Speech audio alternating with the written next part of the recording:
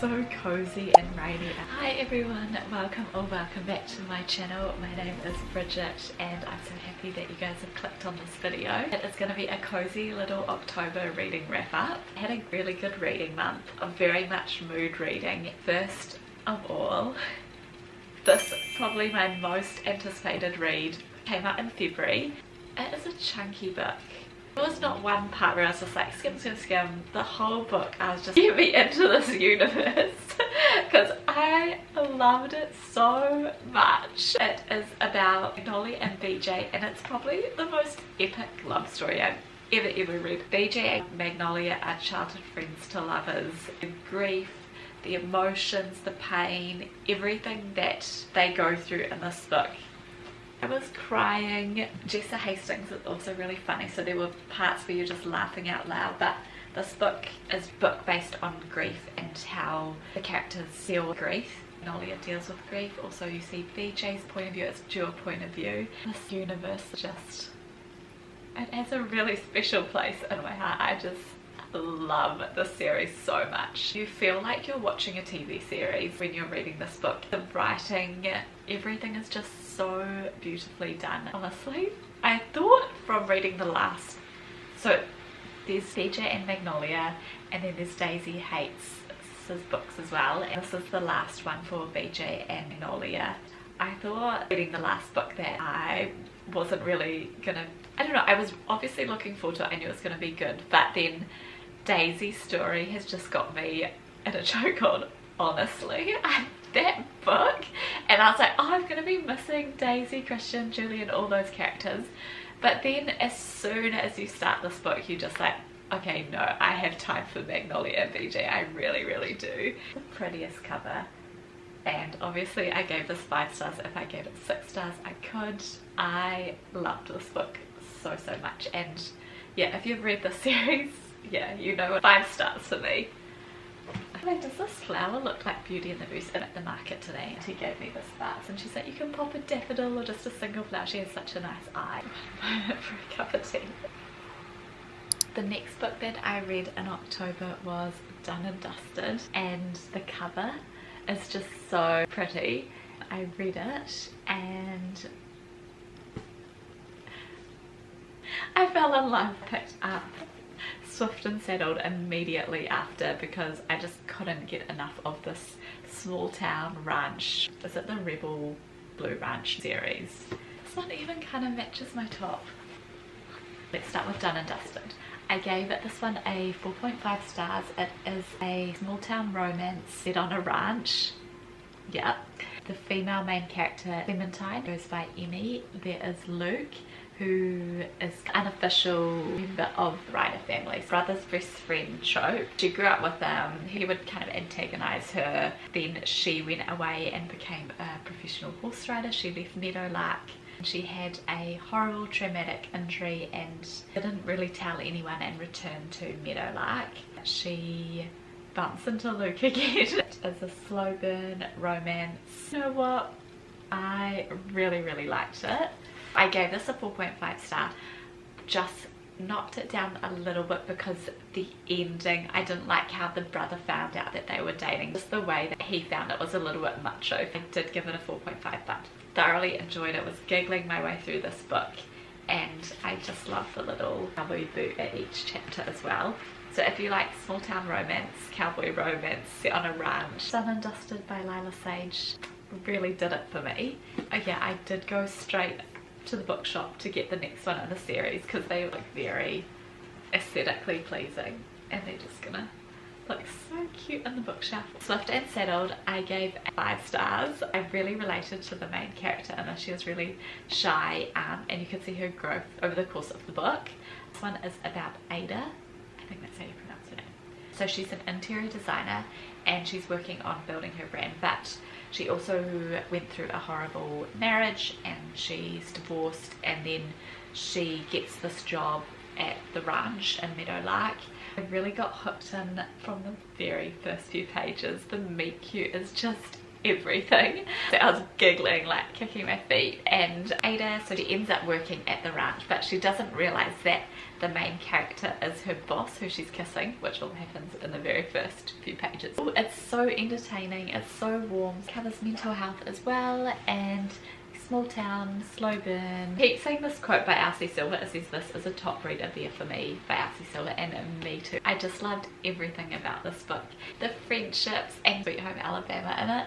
This one has a quote from How to Lose a Guy in 10 Days, and I was just giggling so much. Like that movie as well. I feel like you'll like this book. This book is giving Black Cat Golden Retriever vibes. Silas Sage did it again. A quote from this book that I really enjoyed is when Wes tells Ada, "If you like who you are, why is it so hard to believe other people do too?"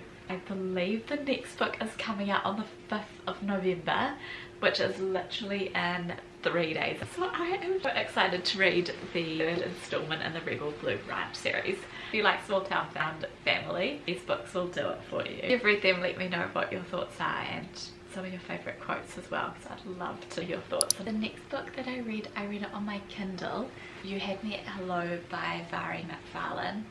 I soft DNF'd this book in July, and then I knew I wanted to come back to it. My sister really loves Vari McFarlane, and I've read one other of her book. I really enjoyed it, but I did give this one a soft DNF and picked it up in October because I thought it's about time to pick it up again. Gave it 3.5 stars, and I think I gave it a 3.5 stars just because I didn't really like the miscommunication, and yeah, just the fact that one of the persons was married, and it was just a bit frustrating at times, but I think that's the magic in what Vari does so well. Rachel broke up with her longtime boyfriend since university and bumps into her old best friend from university, and he was never single. It really emphasises that he was with women that looked nothing like Rachel. This communication trope. And then he was married, and then I was thinking, oh, I'm so frustrated, and so I didn't really enjoy this book as much. So that one I gave 3.5 stars.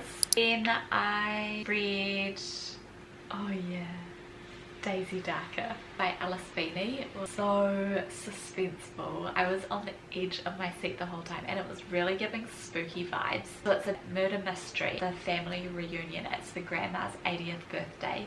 The grandma, she lives on a island, a tidal island, that you don't have access to the rest of the world when the tide's in, and so all the family get there, and over the course of the night something happens. It's very spooky, bit of a mystery. The plot twist, I don't think I would have ever gotten. It was very Halloween fitting.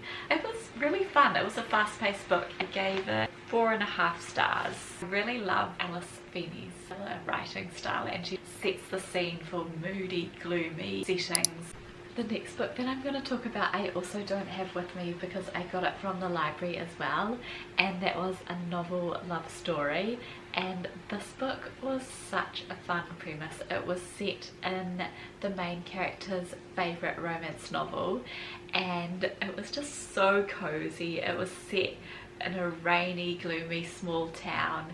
Elsie, or Aileen, she is an English teacher, and she's a bit down in the dumps. She hasn't really dated in a long time. Her ex left her suddenly. One thing that she does look forward to is the yearly book club cabin getaway, where they go talk about their famous romance novels that her best friend found a group online. Something happens to each of the book club groups, so no one can go that year, and Elsie is so down. It's the one thing that makes her happy, so she decides to go on her own to this cabin and just read and hang out for a week. She's taken her leave, she's thinking why not, and then she goes to this book club, and on her way to the book club it's raining, stormy, and all of a sudden there's this guy on the road, and she swerves and ends up in Aloriton, which is her favourite romance book series, and she relates to the characters. She knows each character, she knows what they're all about, and it's just so fun. She ends up in the diner, and it's just such a cozy little scene. This book is a bit of grumpy sunshine, magical realism, and I think the setting for this book is just the most enchanting. It's such a cozy, enchanting setting, and I really like the growth of Elsie. The book really summed it up for me. I was thinking during this book, oh, this is definitely gonna be like a, at first I was thinking maybe a 3.5, and then it jumped up to a 4, and then the last few pages I really liked it. And it wasn't so much the romance that was, you know, steamy or completely swoon worthy, but it was kind of more the setting, the growth that she had, and the dreams that she followed. It was just really cute, it was cheesy, it was fun, very cozy book. And then at the same time as I was reading that book, I was listening to The Reappearance of Rachel Price by Holly Jackson. This book was a 5-star read. At first it was a little bit slow off the bat, and then once you get into the story it's just so gripping. I just really liked A Good Girl's Guide to Murder series and absolutely binged the TV show when it came out. The Reappearance of Rachel Price was so good. Like, I had really no idea what was going to happen, and then there was a plot twist and I was listening to it in the car. I was like on the edge of my seat. A wild plot twist, actually. I was not expecting it, and I really hope they make that into a movie. The mum was Rachel, and then so Belle, she grew up with her dad because her mum went missing for 16 years, and then all of a sudden, as the title of the book says, her mum comes back and she is kind of figuring out what's going on, and Belle becomes a bit of a detective. She kind of gets her nose into what's going on, and that's kind of what I like about Holly Jackson's character. My main character takes the lead and she kind of goes looking and finding out what's going on, pulling out all this evidence. It's so gripping and suspenseful. Yeah, so 5 stars, definitely for that one. And I really want to read another one of Holly Jackson's books. Have you read 5 Side? Let me know in the comments if you've read it. I would really like to know if it's a good one. The last book that I read in October, Ready or Not by Cara Basto. This one is about Eve. She is the female main character and becomes pregnant, and she decides to keep it, and the book is over the course of the pregnancy. Oh, it's really rating. And her parents died. She basically has become family with her best friend Willa and Willa's brother Shep. Willa and her have been best friends, and Shep was this kind of dorky kid, gangly. He describes him as a dork and like very computer nerdy, kind of computer geek guy, and he goes off to university. And then over the course of the book she starts to think about things, because he is just so kind and he does all these acts of service, and it is just the sweetest book. And there's one scene where she's talking to him on the phone and he's just sitting there like listening, chatting with her, and their banter is so funny, and they're talking about pickles and something like that, and then she realizes she's chatted through her whole lunch break and she can't go back to the office and eat her sandwich because it's a peanut butter sandwich, and her colleague has a severe nut allergy, and so she gets a delivery from somebody she knows who it's from, and it's a sandwich there and it's got an extra large pickle in it, and I just thought that was so cute. Friends to lovers, which was always so nice, so they have like a bit of a connection, a bit of history there, just as friends, and you know, she's grown up with him. This book gave me butterflies, and it was just like drinking a big warm hot chocolate wrapped up in a blanket. Such a delightful read. It was a very slow burn, a heartfelt book. Ended the note on a high. So 2 of the books were library books, one was Audible, and then these ones physical form. It was such a good reading month. Thank you so much for watching. I would love to know your thoughts on what you read in October as well. Let me know in the comments below. I really appreciate you guys, and thank you so much for watching, and I will see you in the next video. Bye!